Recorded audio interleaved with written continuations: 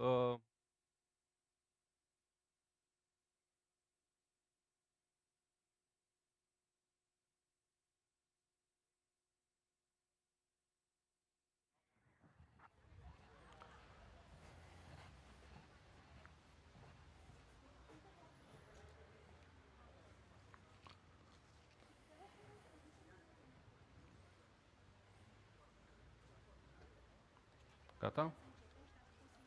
Da, da, da. Salutare tuturor!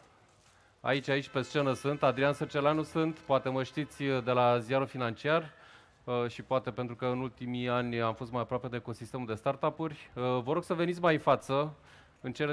Cu o mică întârziere începem evenimentul Investors Day al Techcelerator. Haideți cu încredere, cu curaj că puteți, e un eveniment informal, așa că puteți veni cu cu cafea, apă sau alte băuturi. Haide, Cristina, dă-mi o mână de ajutor să chemăm lumea aici în față. Salut tuturor, încă o dată vă zic, sunt Adrian Săceleanu, mă bucur să fiu gazda acestui eveniment. Poate mă știți de la ziarul financiar și din apropierea de ecosistemul de startup-uri din ultimii ani. Mă bucur să fiu gazda dumneavoastră în această seară. Haideți!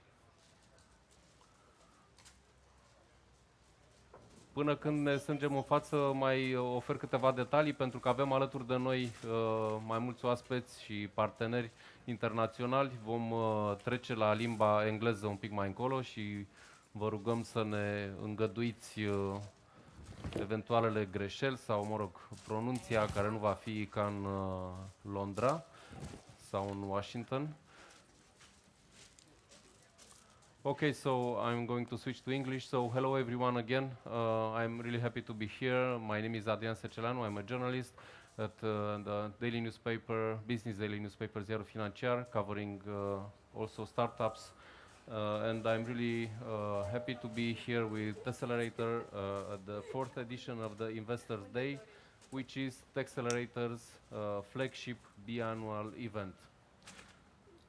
As I told you, we have with us a lot of guests, international guests, so that's why we switched to English. We are trying to reach audiences from various countries, so we are going to speak English all today, this evening.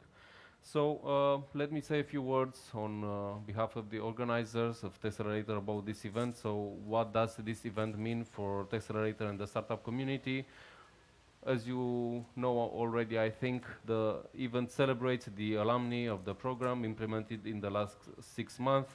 It showcases in front of you and the entire startup community the best Techcelerator alumni, and this edition is dedicated to the alumni of the Advancing AI program.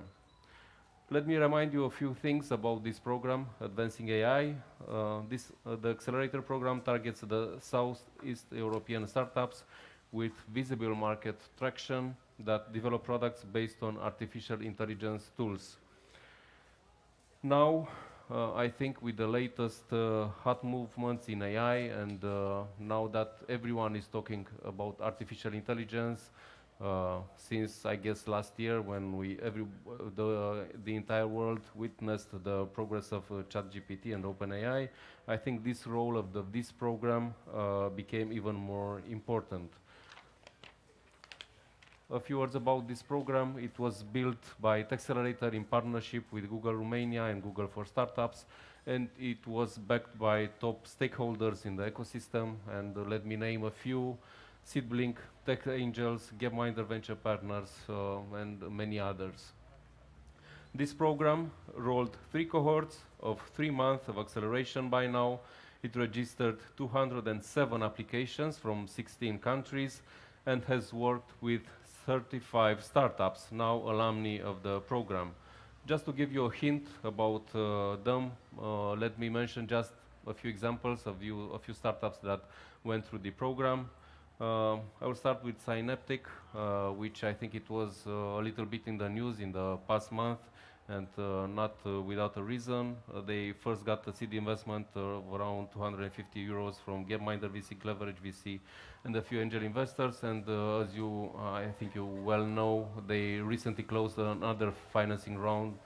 I think it was around 700k euros. So they are gaining traction and they are growing. Also, another startup, 𝐉𝐨𝐬𝐧, who was a winner of the 50k euro investment prize from Techangels, and they also got around 650k euro investments. Another startup that went through the program, it's Vestinda, who was meanwhile recognized and accepted by Techstars Crypto Boston 2023. So a lot of great projects that are gaining traction and that are growing, and I think that was the scope, the target of this program, to identify great AI startups here in the region and help them grow. Anyway, Techcelerator is equally proud about everyone who joined the program. Let me tell you a few things about what's going to happen tonight, beside the short delay that we had. We are going to start with a panel with investors, just a little, maybe to set the mood a little bit, and to maybe it's a good thing for the startups to hear what are the investors thinking about the current context. I'm pretty sure that they are going also to discuss the most recent financing round that was made by FlowXAI. It's a topic hard to ignore in this moment, but after this panel, we will have 2 pitching sessions with 9 startups separated by a small break, and the event is going to end with a presentation of the 2nd edition of the AI map report prepared by Techcelerator during the 1st quarter of this year. And I am also looking really forward to see what's on the map and to see which are the most interesting facts that were discovered by Techcelerator team.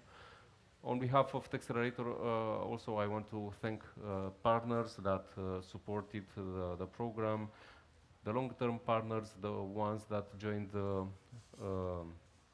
on the road to get here. So thank you everyone for helping Techcelerator, and Techcelerator is very grateful for your support, and let me name them. European Investment Fund, Google for Startups, Google Romania, EIT Digital, Techangels, 𝐬𝐫𝐬𝐬 Venture Partners, Seedblink, 𝐧𝐬𝐬𝐧, which is Romanian Tech Startups Association, Straturat Arbulescu Attorneys at Law, and Define PR. Now, let's start. Yeah. Thank you for that. Now, let's move forward with our agenda, and it's time to invite on the stage our panelists that are going to discuss about the European investment landscape with a focus on artificial intelligence, startups, and the southeastern region. And let's welcome on the stage Mircea Ghiță, who is country manager for Seedblink Romania. Hello, Mircea, and welcome. Also, Dan Mihaescu, managing partner at 𝐬𝐫𝐬𝐬𝐬 Ventures. Hello, Dan, and thank you for joining us. Okay, and Mircea, this is for you. Thank you. And also with us online, it's David Cruz de Silva, founder and the syndicate lead at 𝑢.VC. I hope you can hear us and it's all good. Great. All good. Also with us online, it's Rumen Iliev, who is partner at Launch Hub, also online. He tried to get here, but he couldn't make it. Thank you for joining us online and for trying so hard. Thank you for trying so hard to get here. We are sorry you didn't make it. And let me also introduce Cristian Dascălu, co-founder Techcelerator, who will be the moderator for this panel. Cristi, let's see. Let's see on this floor what can we do. Thank you, 𝐧𝐤, for starting this, and awesome to have so many of you present here for a 4th edition of Investors Day. Actually, it's a longer concept of the event, which it's happening. We started together with Techangels doing some investment dinners kind of like in 2017 was one of the first ones. So happy to see that the emulation and the results, we can see it after all sorts of news which happened lately. So getting to the topic of today, first of all, we are seeing the fact that more and more rounds are starting to happen on the let's say towards later seed, late seed or Series A. And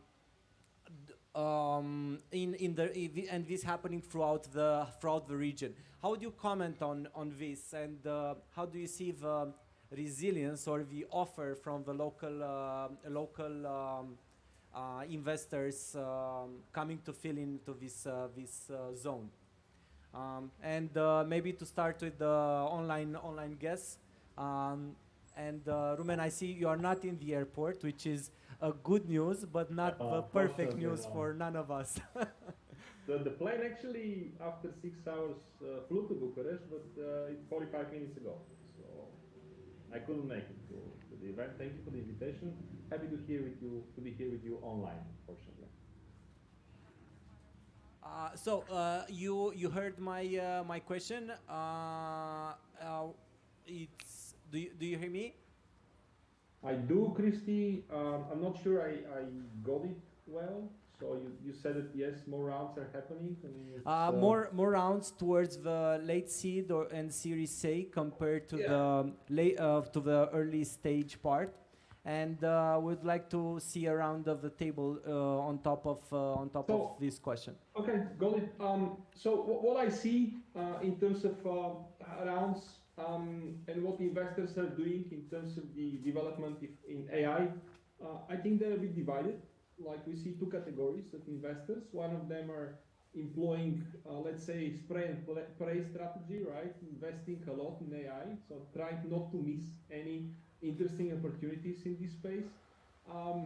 And the other are wait and see. So this is the other group, right? So they don't know what is going on. They don't know who is going to be the winner. There is a lot of noise happening. So they're more cautious, and they're more sitting on the fence and trying to see like the winners that they'll pick up from all this foggy and noisy environment currently happening with the AI. So this is the two major group of investors, if I may generalize. Yeah, it depends of the different funds, what kind of advantages and disadvantages they have following this approach, right? Yeah. So this is my general observation, if you like. Sorry, not very sophisticated. Thank you very much. And passing to our second online guest. Hey everyone, thank you for having me, super cool. I'm joining from Portugal, so that's the ecosystem I'm normally based in, so this is really a tough question when you put it like that to me, because I think it's a local phenomenon, right, that you're referring to. I guess that the only thing I have to say, based on also what we see across Europe, not only specific regions, right, it's kind of the investor sentiment that's out there. I think it's the best time to invest, to be very honest. It's the best time to invest early stage, and it's the best time to invest in Eastern Europe, generally speaking, and Southern Eastern Europe as well. But I do also see with our own investors, and here I'm talking mostly about angels and families, I do see this mentality of wait and see a bit, right? Because just this investor sentiment. And what I do know, which might have some impact, but I'd love to hear the panel comments on that, is that also applies to LP sentiment, where there's maybe kind of this tendency or this bias towards preferring a tiny bit more mature investment strategies or investment strategies focusing on startups that are a tiny bit more mature. So I wonder, and that's a question, right, if that might be related in some way or form, but I don't know. Maybe Dan, can you continue on this? Yeah, I think it's the result of the last 12 to 18 months, when everything slowed down. It was a bit of almost frozen ecosystem. So not many things happened, and now there are 2-3 learnings that look like very, very good in the world of VCs and startups. So I guess one would be AI, it's an opportunity, but let's be careful not to just invest because of fearing of missing out. So lots of us are looking at it as an opportunity. Second learning, and this is a wave that gives a bit of warm or hot air to the ecosystem. Maybe it will be unfrozen pretty soon. Then the second learning would be, after all these 12 months, would be that cash is king, still, by the way. And that means that the way we invest is looking at having runways, the startups having runways of 18 to 24 months. It's looking at optimizing many things in the way these startups are evolving. And obviously such things apply easier to startups that are not at the very early stage. So obviously these things are easier to apply to scale-ups almost, or to the companies that are raising like late seed, Series A, Series B. Now you can see that already. There are clear signs. I mean, all over Central Europe. It was what, in Latvia? It was a startup that raised a 30 million round. In Poland, a startup that raised 80 million just recently. For Series A, yeah. For Series A and Series B, yeah. And now we have in Romania Series A that is $35 million, which is like very good news for the Romanian ecosystem, to be very fair. And we didn't hear such a good news since 2021, right? When FinTech did a 60 million round. So it's almost 2 years.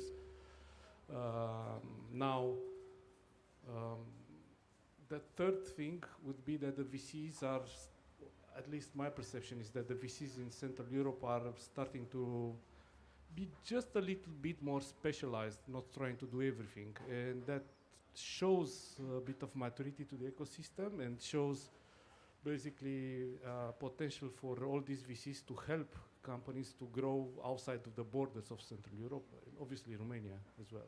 Yeah. Yep. Thank you, Dan. And we'll continue with, and feel free also, I don't know, to raise a hand or push into on a 2x2 conversation. Or please, Mircea. Yeah, sure. So I just wanted to kind of add to this the fact that during this tough period, it's most of the investors are trying to build more conviction, and that conviction is typically built through the traction and the validation that the startup has. And in a way or another, it's natural to see a bit less rounds, and when rounds are happening, more money to be put into those startups because they validated more and they need more cash and more runway. I think this is actually a very important topic. The cash efficiency of the startups is becoming a more and more important aspect of any startup round. And it has a very big impact on the runway and also the valuation of the startup and so on. So that's one point. And the other point that I wanted to make is I think this is also natural from the angle of the maturity of the ecosystem in Eastern Europe. Given that at least if you look at Romania, there's VCs investing in startups not for 10 years or 20 years, right? And many startups have been started in the past, less than 10 years, maybe 5 years. So we're seeing them maturing, growing, and getting to the level that they need to raise more money. So on this time frame of, let's say, of around 3 years, definitely that the maturity of the startup ecosystem goes hand in hand with the maturity of an investment ecosystem and vice versa. But where are you seeing kind of in 3 years a maturity, a consolidation happening on the, let's say, rounds under 1 million or rounds going or rounds under 10 million, or rounds going over 10 million and heading towards nice Series A in the next 3 years? Yeah, as a time frame, approximate time frame. 5 years maybe is too long to have a lookout on, too far to have a lookout on that. Let's try maybe on 3 years. Well, I think it's gonna be like in any crucial moment when. Okay, so basically this is a changing moment, like AI becoming closer to reality. The generative AI, it's just one first step, but it is very important. The applications are very interesting. So the challenge is, well, what could do the smaller companies versus the big giants here, right? So and the smaller companies have a good place to go using generative AI. So I can assume that will be like lots of rounds between, I don't know, 1 million and 5 million for startups that are using generative AI, or they are connected in a way or another. And it's going to be for 2-3 years until we're going to